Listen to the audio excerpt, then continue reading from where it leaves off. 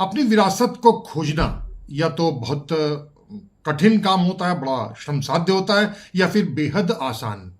99% लोग तो अपनी पारिवारिक विरासत के लिए अदालतों का रास्ता खोजते हैं। इसके चक्कर में वकील, मुंशी, खर्चा, रास्ता और समय ही खर्च नहीं करते, बल्कि उसके चक्कर में ज्यादा लोग तो मारपीट और कत्ल पर आमादा हो जाते हैं। जाहिर है कि ऐसी हालत में वे विरासत तो नहीं पाते, लेकिन उसके चक्कर में मौत, जलाल, फरारी या तड़ी पार हो जाते हैं। विरासत को खोजने का यह श्रम साध्य तरीका होता है बहुत कठिन। इतना ही नहीं, बल्कि इसका कोई अंजाम भी नहीं निकलता। लेकिन बाकी में से 50% लोग इसे इतिहास में खोजते हैं, और जो बचते हैं उन 50%, उनमें से अधिकांश लोग पुरानी किताबों पर शोध करना शुरू कर देते हैं। ऐसे लोग अपनी विरासत को उसके दिमाग और अपने दिल में खोजते हैं। कहने की जरूरत नहीं है कि यही तरीका ही श्रेष्ठतम है, सबसे बढ़िया, सबसे बेहतर और अंजाम फैसला कुन है। बेहद कम लोग ही ऐसे होते हैं जो वाकई विरासत को हासिल कर लेते हैं, लेकिन उनमें भी ज्यादा बेहतर तरीका तो विरासत की बुनियाद खड़ी करने को लेकर के है। ऐसे लोग अपने जीवन में ऐसे रास्तों पर भविष्य की विरासत की बुनियाद खड़ी करते हैं जो सदियों सदियों तक वह विरासत दिमागी विरासत में तब्दील हो जाती है, और तब वो जो चाहे उस विरासत को बिना किसी पूछे जान चाचे ले सकता है। कोई इतराज भी नहीं करेगा। सही बात तो यह है कि यही विरासत है, और इसे वैचारिक विरासत अगर कहा जाए तो बेहतर होगा। बहरहाल, दुनिया में अपनी विरासत खोजने ही नहीं, बल्कि अपनी आने वाली पीढ़ियों के लिए एक नई वैचारिक विरासत गढ़ने और सौंपने वालों की संख्या बेहद कम है। उंगलियों में नहीं, बल्कि हजारों, लाखों और करोड़ों में से एक। मसलन एक है थियोडोर रूजवेल्ट, जो 125 साल पहले संयुक्त राज्य अमेरिका के 26वें वर्ष राष्ट्रपति बने। रूजवेल्ट ने अपने 6 बच्चों एलिस, स्ट्रेट, कर्मिट, टथेल, आर्ची और क्विंटन को कई पत्र लिखे, जो उनकी पिता के रूप में उनकी भूमिका और उनके अपने बच्चों के साथ उनके गहरे बंधन को दर्शाती हैं। इन पत्रों में उन्होंने जीवन, नैतिकता और व्यक्तिगत अनुभवों का उनका मार्गदर्शन करने की कोशिश की। एक पत्र में तो रूजवेल्ट ने अपने बच्चों से कहा कि मैं इन बच्चों से प्यार करता हूं, इन सभी बच्चों से बहुत प्यार करता हूं और उनके साथ बहुत मजा करता हूं, बड़ा आनंद होता है, और वे मुझे अपना बेहद करीबी दोस्त, चैंपियन और साथी मानते हैं। दूसरे हैं महात्मा गांधी, जो भारत के स्वतंत्रता संग्राम के प्रमुख नेता रहे हैं और पूरी दुनिया उनको महात्मा गांधी और भारत के लोग उनका राष्ट्रपिता कहते हैं। गांधी ने अपने सबसे छोटे बेटे को लगभग 200 से ज्यादा पत्र लिखे, जो उनके व्यक्तिगत और राजनीतिक दर्शन को और जीवन को दर्शाते हैं। गांधी जी ने अपने इन पत्रों में नैतिकता, आत्मसंयम और सत्य के प्रति निष्ठा पर जोर दिया है, अहिंसा पर खास तौर से। लेकिन पिता के तौर पर वो बहुत कठोर भी रहे, लेकिन नैतिकता के स्तर पर खासतौर पर अपने इन पत्रों में गांधी जी का अपने परिवार के प्रति गहरा लगाव दिखाई पड़ता है, और उनमें अत्यधिक प्रेम और स्नेह की अवधारणा व्यक्त होती है, थोड़ी कठोरता के साथ। जैसे उनका एक प्रसिद्ध वाक्य भी है, तुम मेरा पुत्र नहीं, मेरी शर्म हो। दूसरे हैं अब्राहम लिंकन, संयुक्त राज्य अमेरिका के 16वें राष्ट्रपति रहे हैं, आज तकरीबन पौने 200 साल पहले। लिंकन ने अपने बेटे रॉबर्ट टॉड लिंकन के बारे में जनरल यूलिसिस ग्रांट को एक चिट्ठी लिखी, और उसमें उन्होंने कहा कि वो अपने बेटे यानी रॉबर्ट को देश के लिए युद्ध चल रही है उसमें शामिल करना चाहते हैं। इससे दूसरे पत्र में लिंकन ने कहा कि मैं बहुत खुश हूं कि आपने हमारे बेटे रॉबर्ट को अपने सेवा में, अपने स्टाफ में शामिल करने का पूरा मौका दिया, और पूरी निष्ठा के साथ, आपकी निष्ठा के साथ उसमें जुड़ा हुआ है। नेपोलियन बोनापार्ट को तो आपने खूब सुना होगा। बोनापार्ट ने अपने बेटे नेपोलियन सेकंड के बारे में कुछ चिट्ठियां लिखी। उन्होंने उस पर कहा कि वो सत्ता, दायित्व और यूरोप की राजनीति की जटिलताओं के बारे में कुछ खास जानकारियां देना चाहता है, ताकि वो भविष्य उसका स्वर्णिम बन सके। पूरे देश के लिए, पूरी मानवता के लिए बड़ा गूढ़ संदेश दिया उन्होंने। चौथे हैं Barack Obama, letters to my daughters. इस चिट्ठियों के संग्रह है ओबामा के इन चिट्ठियों का। ओबामा ने अपनी बेटियों साशा और मालिया के लिए एक सार्वजनिक पत्र लिखा, जिसमें उन्होंने अमेरिका के आदर्शों, संघर्षों और उनके भविष्य के अपने सपनों को साझा किया। इस चिट्ठियों में सेवा, करुणा, समानता और शिक्षा के महत्व पर सबसे ज्यादा बल दिया गया। इन पत्रों में निजी भावनाएं, सर्वकालिक नैतिक शिक्षा, राजनीतिक विचारधारा और समय की गूंज बेहिसाब है और समाहित है। यह केवल पिता पुत्री और पुत्र के संवाद नहीं है, बल्कि भविष्य की पीढ़ियों के लिए विरासत का विचारों का विरासत बन गए हैं।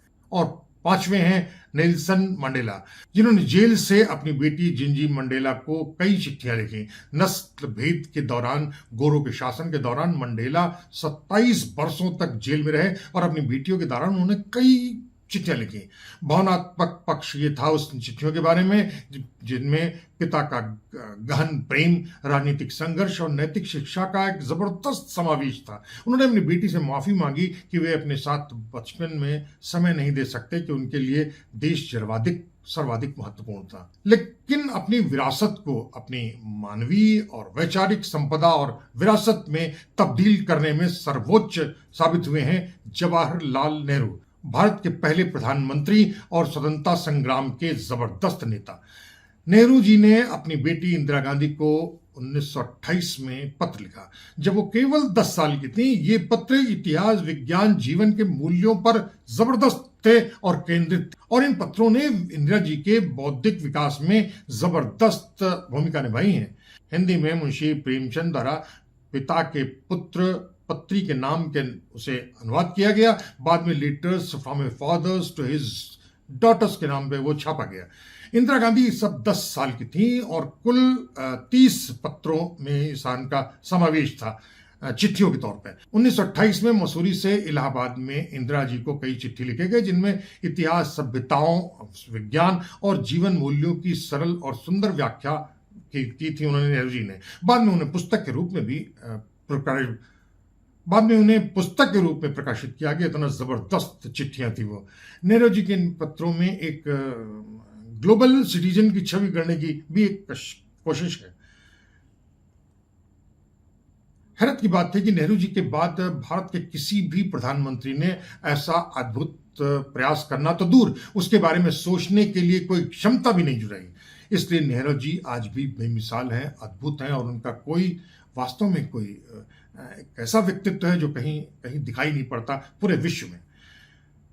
मगर नेहरू जी ने भी जो कुछ भी लिखा उसमें संबोधन भले ही उनकी बेटी इंदिरा गांधी के रूप में हो, लेकिन उन्होंने पूरे देश और पूरी दुनिया के बच्चों को संबोधित किया और अपने कष्टप्रद जीवन में भी कठोर परिश्रम कर उसे वैचारिक संपदा को दुनिया के बच्चों में बाकायदा किसी विरासत की तरह सौंपा। एक बेमिसाल इतिहास परोस दिया उन्होंने अपनी आने वाली नई पीढ़ियों के लिए। इसलिए देश के हर पिता को महसूस हुआ कि नेहरू ने उनके दिमाग में चल रहे मंथन को महसूस किया, उसकी जरूरत को महसूस किया, और उन्हें शब्दों के तौर पर नेहरू जी ने देश के सभी बच्चों में बांट दिया, जो बाप होने के बावजूद वे खुद नहीं कर पाए, मतलब उनके देश के बाकी पिता। लेकिन उन्हें, उन पिताओं को महसूस हुआ होगा कि वो उनका दायित्व था जो उनके छोटे भाई के तौर पर नेहरू ने कर दिया। इसलिए नेहरू देश के हर बच्चे के लिए चाचा बन गए और हर घर में पिता के छोटे भाई की तरह उनका स्वतः निर्बाध प्रवेश हो गया। बेरोक टोक घर की माओं के वे देवर बन गए और बहनों के भाई। घर के सभी सदस्य उन पर अगाध सम्मान, प्रेम और विश्वास सौंपने लगे। पूरा देश गूंजने लगा, चाचा चाचा, नेहरू चाचा। जी हां, नेहरू बनना कोई हंसी ठट्टे की बात नहीं है। नेहरू ने संपदा खोई नहीं थी, बांटी थी, लेकिन उन्होंने तो वैचारिक संपदा भी जुटाई और उसे पूरे दिल से, पूरे दिमाग से, बाकी खोलकर पूरी दुनिया को, देश को बांटा बेहिसाब। न कोई चाल दी, न कोई झांसा, न कोई जुमला। जो भी ताप बोया उन्होंने वह विश्वास की जमीन पर उगाया। इसीलिए ही तो अपनी मृत्यु के बाद भी नेहरू जी आज भी जिंदा है, धड़क रहे हैं दुनिया में और देश के कोण कोण में दिखाई पड़ रहे हैं। मैंने कहा ना कि नेहरू बनना असंभव जैसा ही है। उसके लिए बहुत कुछ बांटना, लुटाना पड़ता है, सब कुछ न्यौछावर कर देना पड़ता है। नेहरू जी के बाद भी अरबों खरबों लोग दुनिया में आए और चले गए, लेकिन कोई भी नेहरू बनने की हैसियत जुटा नहीं सका। लेकिन कोशिश तो हर शख्स करता रहा। मेरा भी सपना था नेहरू बनने का, ताकि लोग मुझे भी उसी तरीके से प्रेम और श्रद्धा के साथ पुकारें, लिपटाएं और प्रेम करें। लेकिन सच बात तो यह है कि मेरे पास अब नेहरू बनने का समय ही नहीं बचा है। हाँ, उन्हें समझने की कोशिश जरूर कर रहा हूं, एक अभियान के तौर पर कोशिश कर रहा हूं। इसीलिए मैं उन लोगों को खोज रहा हूं जिन्होंने नेहरू जी को देखा है, बतियाए हैं, उन्हें पढ़ा है, उनको समझा है। उनसे बातचीत करने की कोशिश कर रहा हूं। मैं एक वैचारिक संपदा के तौर पर उसे सुरक्षित करना चाहता हूं, जितना मैं कर सकता हूं, ताकि लोग उस संपदा को जब भी चाहें, जितना भी चाहें हासिल कर लें।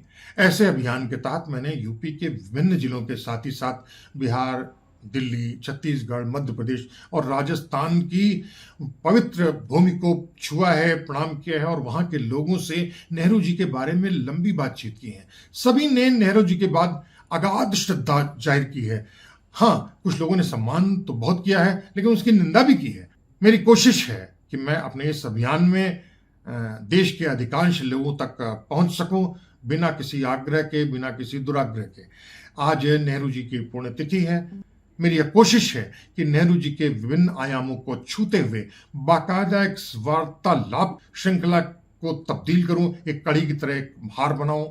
इसकी बाकी कड़ियां हम लगातार आपके लिए प्रस्तुत करते ही रहेंगे, कम से कम तब तक जब तक उनका अगला जन्मदिन यानी 14 नवंबर हो नहीं जाता है। तो ये बात है नेहरू जी के बारे में, नेहरू चाचा जी के बारे में, जवाहरलाल नेहरू जी के बारे में, जो इनका स्थान हमारे दिल में, हमारे दिमाग में और सदा सर्वदा रहेगा। तो अगली बार फिर दूसरे मसले पर, किसी दूसरे स्थान पर, किन्हीं दूसरे लोगों के साथ हम फिर हाजिर होंगे। तब तक दौलत कुमार शेर को इजाजत दीजिए।